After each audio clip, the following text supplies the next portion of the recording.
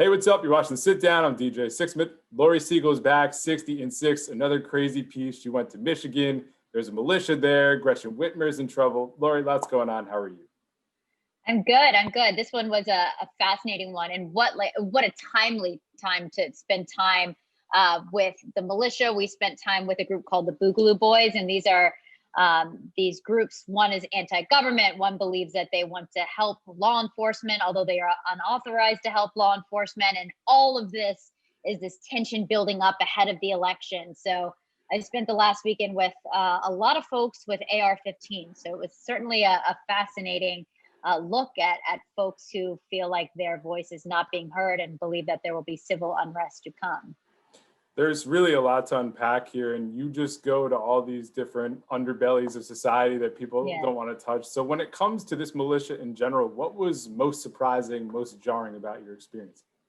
You know, it's interesting because right now there's this whole larger debate on a lot of people have been tweeting at me saying we've got to call this domestic terrorism and all this stuff. And I think it's really important to spend a little bit of time to try to understand what is happening and why people are doing what they are doing, or feeling like they need to show up armed to a protest, or feeling like they have to protect their rights. And I think what was surprising about it, I've covered ISIS and the radicalization of ISIS before, is just how human a lot of this is. You know, you go and spend time with both. I spent time with both the Boogaloo Boys and the Michigan Home Guard. These are two very separate groups, by the way, and they wouldn't relate to each other or say that they have the same ideology, but you hear some of the same themes. You talk to these folks and they think that their rights are under attack. They you have the membership in the Michigan Home Guard has doubled since the pandemic because there have been the lockdowns. People have lost their jobs.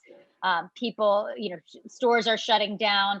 And people believe that, they have to do something about it, and that potentially they're not seeing the right kind of change. And there's a lot of tension and also rhetoric coming from the top with President Trump saying, lock them all up, talking about different governors and their decisions for these shutdowns. And so it's almost this anger bubbling up and people feeling like they have to take matters into their own hands. It's a lot of things that have come together, and you mentioned the humanization of it. I mean, these are people after their day jobs that are doing this. It's firefighters and mechanics. I mean, that was pretty interesting to me. What was it like peeling back the layers of these are men that work everyday jobs with families that come here and are doing all this training to get ready for a potential civil war? Yeah, I think that was maybe what was most interesting to me as well, right? A lot of folks were like, God, that looks so scary. And then you go and it was also, it was a lot of folks from the military, by the way. I said, raise your hand if you have military experience. Almost a group of 20 people, almost everyone raised their hand, and they believe that they are protecting, and in some cases, the Michigan Home Guard, they said that, they won't act unless called upon by law enforcement. Now, there's a lot of legality here, right? Like, it's technically illegal to be acting as a paramilitary with the intent to act as law enforcement or act against law enforcement, but it was really interesting. A lot of them say, they've been involved in helping search and rescue and that kind of thing. Now, the danger there, right?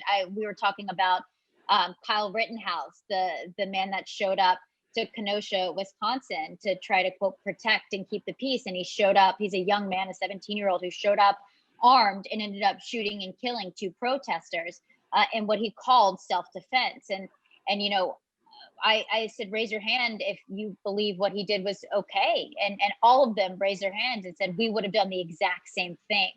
And I said, what gives you the authorization to pull the trigger? And so it's really this complicated kind of mess of what's happening, and this idea of you getting all these folks together and then going out to some of these protests, it's pretty dangerous. They believe it's their duty to protect where they live or to protect other people, or also when it comes to Gretchen Whitmer in Michigan, to go in there and change the set of standards that are going on. And President Trump was very vocal against her, and clearly people took that message and ran with it. So when you look at Gretchen Whitmer and her situation, this is real life, this is scary stuff. What was it like just, diving into that story and really learning a little bit more there?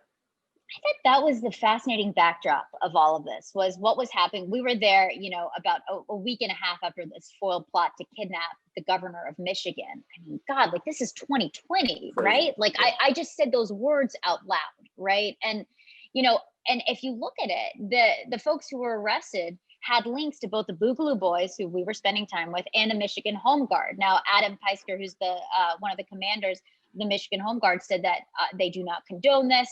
He said that the man who'd been arrested had been kicked out of the group. But then what happens is you sit down with them and you press them, and you'll see this if you watch the piece. And he said, you know, I pressed him. He said, well, we don't excuse it, but it's all on her. And I said, well, you're excusing it, you know? And so this dangerous rhetoric is, you know, beginning to manifest itself where you have these one-offs. And even speaking to Adam, he said membership has doubled. They have more and more people interested in the ideology of the Michigan Home Guard and protecting what's theirs. And then increasingly, you know, what's happening is you have, and he even said he was worried about this, these one-offs of people who want to, quote, take matters into their own hands and are associated with kidnapping plots or violence. And so I think we're really, it's a very sensitive time. And, you know, I was sitting in a home in Lansing, Michigan with the Boogaloo Boys and with a room full of, you know, young men with AR-15s talking about keeping peace with guns, and wearing Hawaiian shirts and, you know, coming to show up to a protest completely armed with a lot of anti-government rhetoric. I mean, this isn't, you know, this is a recipe for disaster. With all that being said, what's your level of concern post-election, whether it's Trump or Biden, with all the rhetoric here and the potential action? What is your level of concern with these people? You know, I worry about civil unrest, right? You know, it's to go into these different pockets and hear what people are concerned about, to see that, you know, they're showing up, at least the Boogaloo Boys are showing up armed to some of these places, you know, that they believe that they don't have faith in the system. They want to take matters into their own hands. I think one of the Boogaloo Boys said, you know, you're not gonna, I said, you're gonna keep peace with guns. And he said, well, we're not gonna bring you know, a fork to a gunfight or a knife fight, you know. I do worry, that no, regardless of the outcome of the election, you're going to have these groups, you're going to have tension mounting, you're going to have groups like your Proud Boy, Antifa, Boogaloo Boys, all of these groups showing up, and you're going to see what happened with some of these protests in Kenosha, Wisconsin, where folks pulled the trigger. And I think it's a pretty scary time. You know, I think even getting a sense of how lost, I don't know how to say this in the right words, but really spending time with a lot of these folks in their homes and watching them train. And every single one of them said they believed that their training would be used after the election.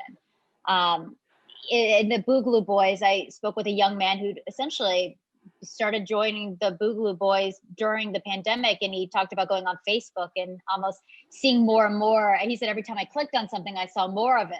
As the tech reporter in me, I said, well, this is the problem with Facebook, you know. But you know, he basically said, we're all prepared. We don't want civil war, but we're prepared for it to come. We're prepared for a revolution. I mean, this kind of rhetoric in the United States is incredibly eye-opening, and it's something you have to pay attention to, especially as we talk about more and more of these people having these one-offs that lead to domestic terrorism. Just another day in America. The crazy year gets crazier. Laurie, Yeah. thanks so much for the time. Best luck with everything. We'll talk soon, all right? Thank you.